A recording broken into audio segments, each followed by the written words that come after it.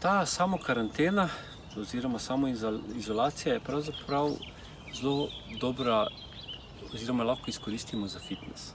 Ampak tokrat ne govorimo o fitnessu za pripravo fizičnega telesa, ampak mentalnega telesa.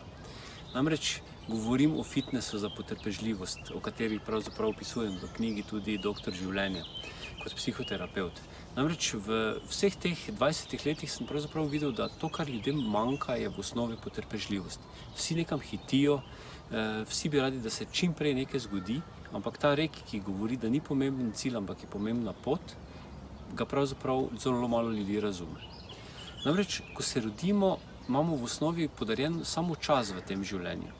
In če ga ne znamo izkoristiti, pomeni, da se preveč podrejamo drugim, dokazujemo drugim, iščemo potrditve nekje zunaj, vedno drugim govorimo, ja, se bom to naredil, si samo razmišljamo, kako bomo pravzaprav druge zadovoljili. Na ta način v osnovi pravzaprav pozabljamo na sebe, na svoje občutke in s tem pravzaprav na nek način dušimo svoje življenje, svoje čustva.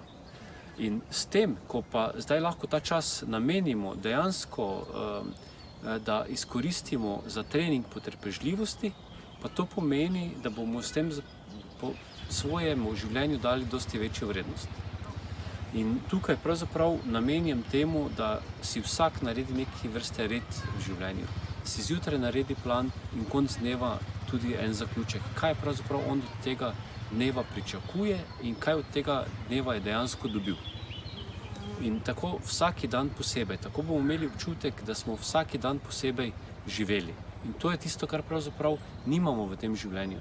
Mi nimamo neke vrste reda. Mogoče imamo red z aktivnostmi, nimamo pa red z zaključevanjem, da vsaki dan posebej zaključimo. In to, kar se dajte naučiti v tem času, ko imate to pravzaprav življenjsko priložnost, da ste lahko izolirani, se dajte naučiti potrpežljivosti. Več v knjigi Doktor življenja.